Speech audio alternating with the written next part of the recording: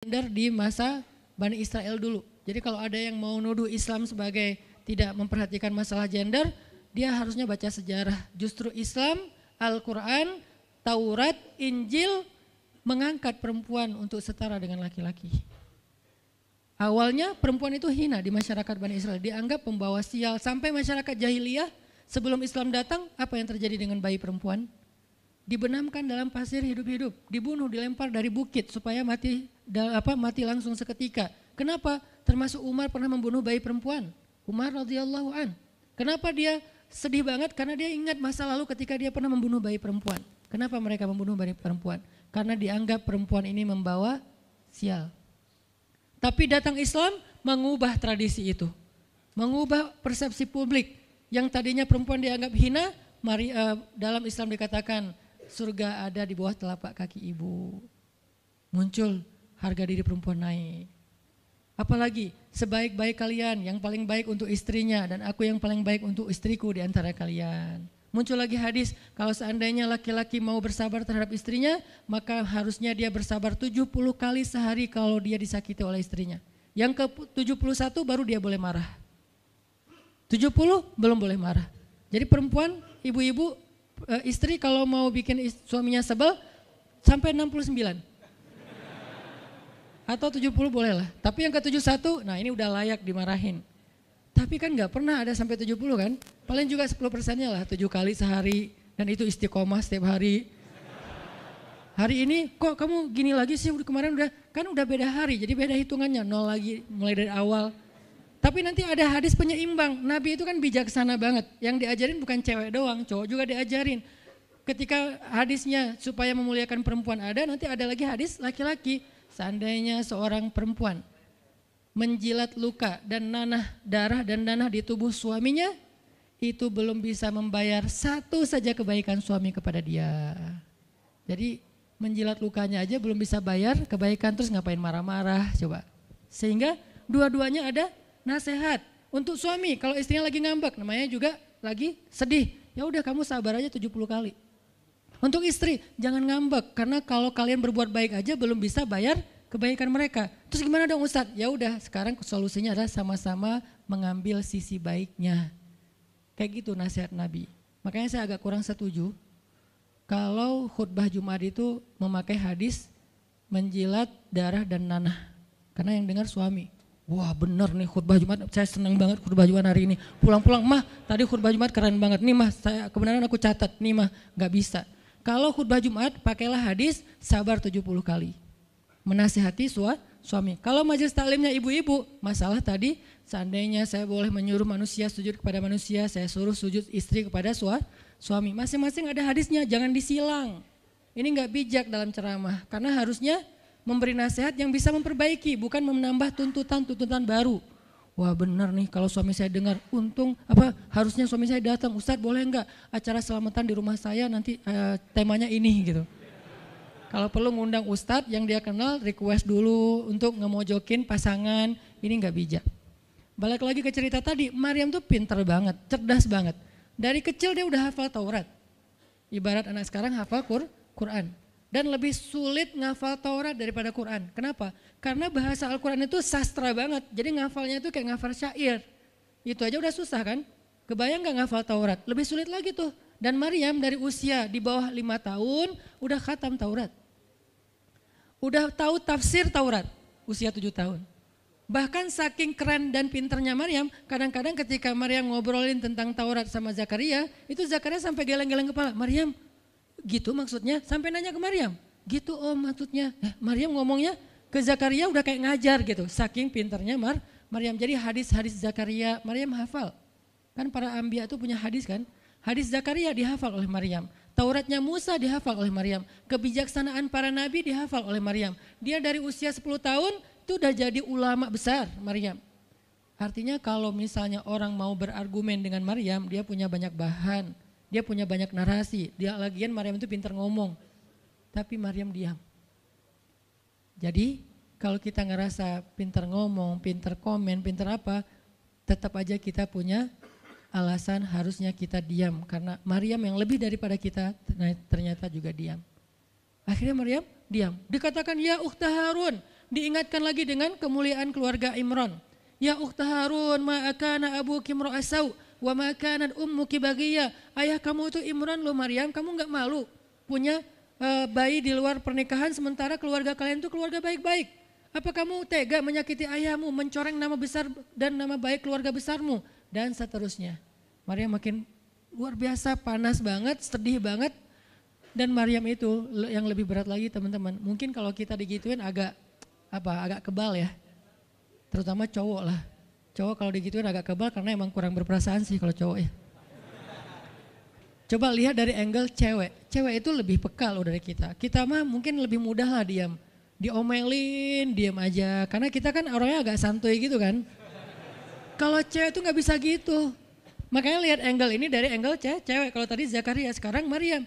Dan Maryam lebih peka daripada semua cewek yang ada di muka bumi. Lebih perasa lagi daripada perempuan yang ada di muka bumi. Sangat-sangat pemalu. Saking pemalunya ketemu cowok keren, ta'awuz coba. Cewek itu perasaannya lebih dalam daripada kita. Jadi kalau misalnya cewek-cewek, Maryam tuh gak punya, ketemu cowok keren aja dia ta'awuz. Siapa cowok keren yang ditemui Maryam? Jibril. Gabriel loh yang ditemuin. Dan waktu itu Jibril menjelma. Apa?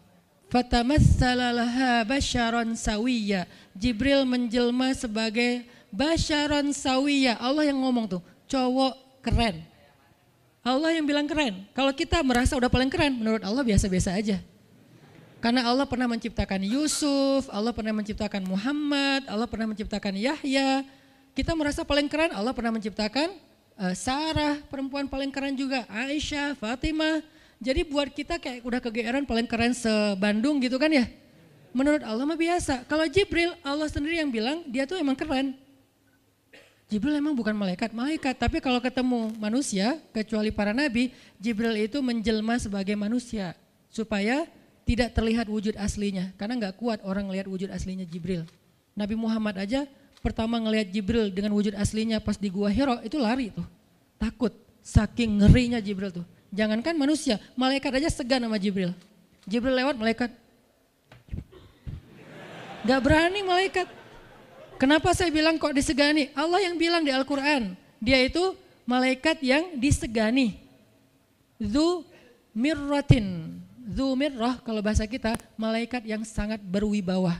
Sehingga di antara malaikat aja gak ada yang sembarangan bicara sama Jibril. Mau bicara sama Jibril kayak aduh segan malu gitu malaikat, cuman gak pakai itu mah Sunda ya. Pokoknya malaikat mah gak berani ngomong sama Jibril saking segannya. Kenapa? Gagah banget wujud aslinya. Ketika dia membentangkan sayapnya, itu sayap menutupi timur dan barat. Jadi matahari, bulan, bintang udah gak kelihatan. Yang kelihatan cuma Jibril dengan keagungannya. Itu belum Allah ya, baru ciptaan Allah. Jibril salah satu makhluk Allah yang paling agung. Sehingga saking kerennya Jibril, Allah gak menyebutnya dengan nama malaikat. Padahal golongannya malaikat, tapi Allah menyebutnya dengan Ruhul Quds, Roh Kudus, yaitu Jibril. Nah ketika ketemu dengan Maryam, Jibril bermisal itu menjelma sebagai basyaran sawiyah, cowok keren banget. Saking kerennya Jibril, Umar aja terkesima ngeliat Jibril. Pernah Jibril datang ngajarin iman, Islam, ihsan kepada Nabi Muhammad, dan Umar ngeliat Jibril terkesima, gak bisa ngomong, diam aja. Benar-benar speechless banget nih Umar. Jibril udah pulang, baru Nabi nanya, Umar tahu nggak itu siapa? Hah, apa Rasul? Gitu. Saking masih kayak terkesima. Apa Rasul? Tahu nggak barusan siapa? Siapa ya Rasulullah? Saya nggak kenal orang itu, kok keren banget. Kata Rasul, itulah Jibril. Masya Allah, itu Jibril. Ya Alhamdulillah bisa ngeliat Jibril langsung, tahu gitu tadi. Gitu ya. Kalau bahasa kita mah udah langsung pengen foto-foto kan sama Jibril. Kebayang nggak cowok sekarang lihat Jibril? Baru lihat artis Korea aja kita udah kayak gimana kan, BTS atau apa, udah segala macam, udah guling-guling, udah gigit jari, baru BTS doang. Kadang-kadang nggak ngeliat BTS langsung, cuma lihat di TV doang udah aku nggak bisa gini, aku nggak bisa gitu kan ya. Belum ketemu Jibril loh. Jadi nggak ada lah artis sekeren Jibril. Baru Yusuf aja udah pada ngiris tangan, belum malaikat. Sampai ketika cewek-cewek ketemu Yusuf, mereka bilang apa? Ini bukan manusia, ini malaikat. Jadi gantengnya Yusuf itu bukan ganteng-ganteng apa? Itulah. Ganteng kok hewan gitu kan. Ini ganteng-ganteng Malaikat. Belum ada tuh film atau sinetron itu. Yusuf itu ganteng-ganteng ganteng-gantengnya tuh malaikat. Levelnya tuh level malaikat. Jadi kalau ada Jibril, ada Yusuf kayak, nih yang mana Yusuf, mana Jibril ya? Keren dua-duanya. Nah Jibril datang ketemu Maryam bukan di atas panggung rame-rame. Berdua coba, intimate banget kan. Kalau di atas panggung teriak-teriak gak keren lah, biasa aja. Ini tuh berdua, private banget. Di satu ruang kecil, berdua gak ada yang tahu, tiba-tiba Jibril berdiri di depan Maryam senyum dengan khas senyumnya malaikat yang mematikan gitu.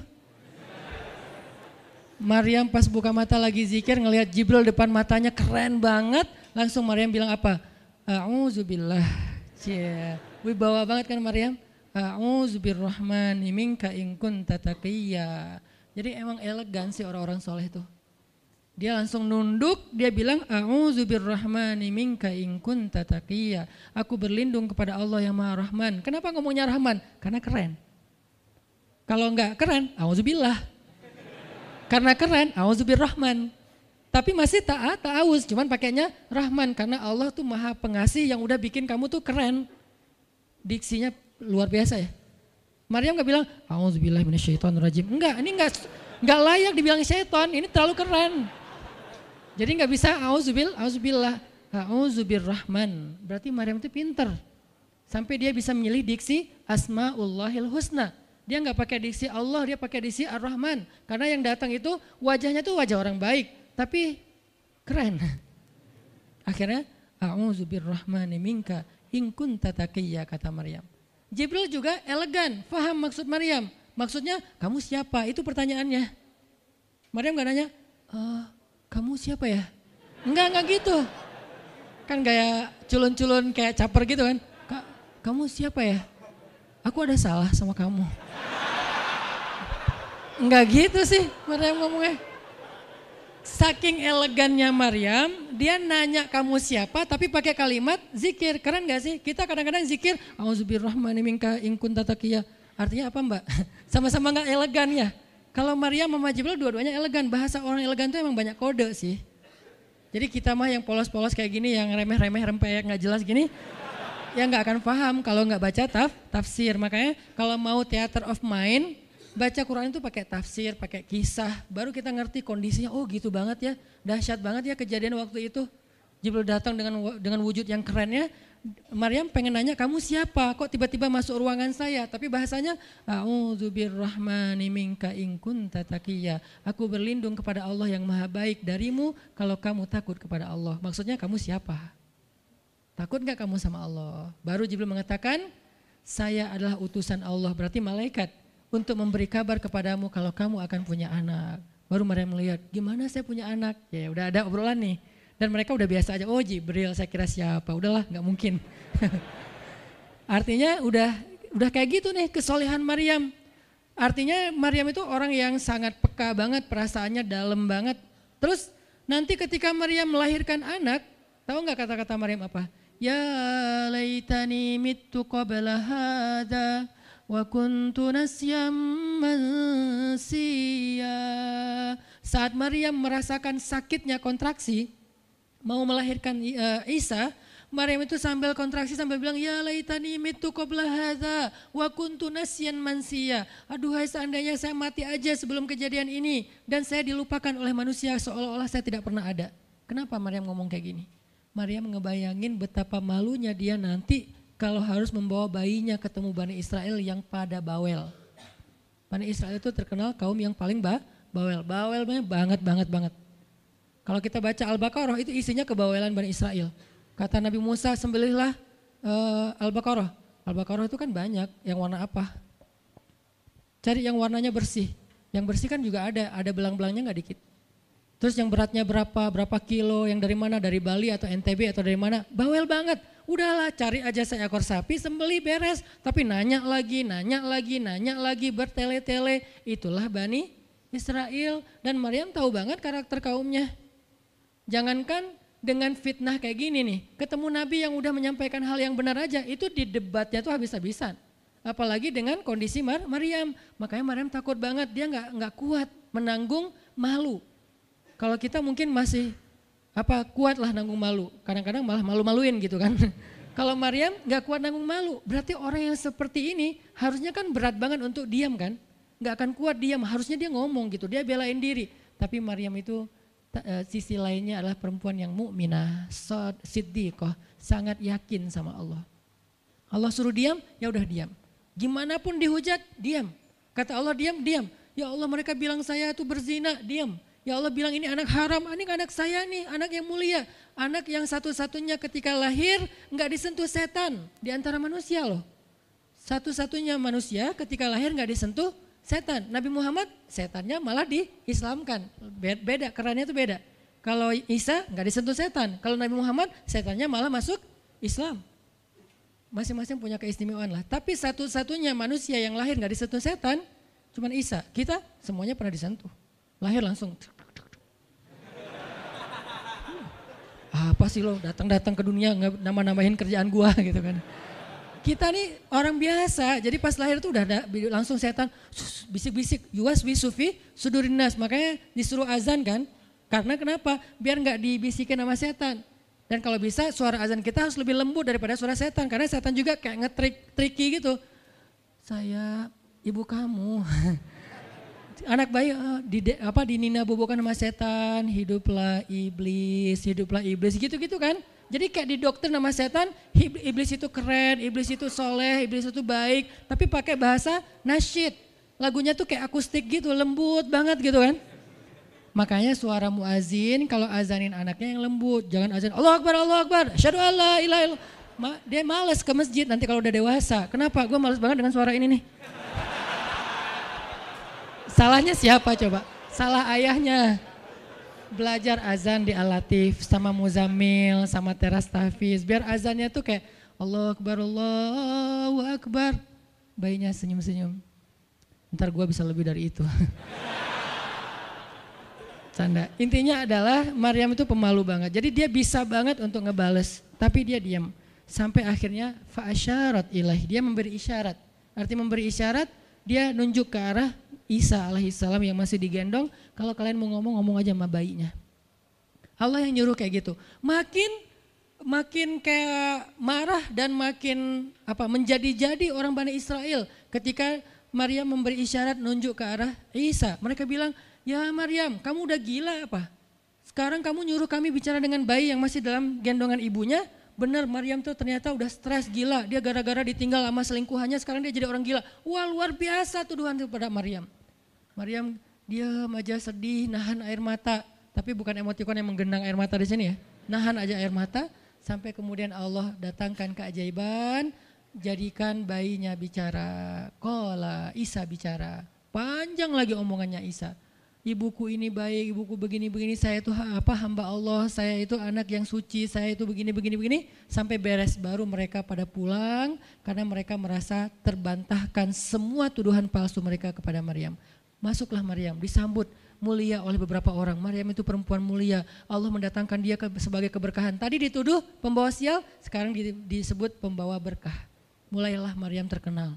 Isa dididik, kemana Isa pergi, anak-anak kecil segengnya Isa pengen jadi temannya Isa, gue temannya Isa lo, gue temannya Isa lo. Gak lama kemudian Isa jadi temannya Yahya, ketika dia udah bisa main sama Yahya, main berdua sama Yahya, kemana-mana berdua, Yahya, Isa. Tapi usianya agak jauh berbeda, ketika Yahya udah masuk SD, Isa barulah lahir, jadi kayak agak sekitar 7-10 tahun lah kurang lebih mereka jarak usianya, tapi pas Isa udah remaja mereka udah nyambung ngobrol. Nah, kelebihan masing-masing, kalau Yahya ini penghafal kitab Taurat, datang Isa, Yahya menghafal kitab Injil. Yahya Nabi, Isa Rasul, satu level di atas Nabi. Kalau Nabi mengikuti ajaran Rasul sebelumnya, kalau Rasul membawa ajaran baru. Jadi sebelum Isa lahir, Yahya mengikuti ajaran Musa dengan kitab Tauratnya. Setelah Isa lahir, Yahya mengikuti ajaran Isa dengan kitab Injilnya. Jadi bisa dibilang Nabi yang mengikuti dua ajaran Rasul, Yahya alaihissalam. Dia menghafal dua kitab suci sekaligus, Taurat dan Injil. Perempuan Maryam radhiyallahu anha, dia menghafal kitab Taurat dan Injil dari anaknya sendiri. Inilah kisah Maryam yang mendapatkan keajaiban dengan cara diam. Terakhir kisah Nabi Muhammad SAW ketika beliau bahasa lebih tepatnya, dalam tanda petik ya, biar nggak bisa disalahin. Kayak didiemin lah sama istri-istri beliau. Gara-gara istri-istrinya ngambek. Di dalam surat At-Tahrim, surat 66, coba kita buka. Surat 66. Ini juga kalau teman-teman baca kisah surat ini tuh luar biasa ya. Kita kayak baca novel atau kayak nonton film, keren banget. Saya memang senang banget dengan sirah Nabi dan para anbiya, dan terutama kalau sirah ini berbentuk storytelling, bukan data sejarah ya, karena membaca data sejarah itu emang agak-agak liar sih. Tapi kalau storytelling kan kita adegan ya, wah seru ya, itu lebih keren daripada Disney, Marvel, Endgame, satu apalah.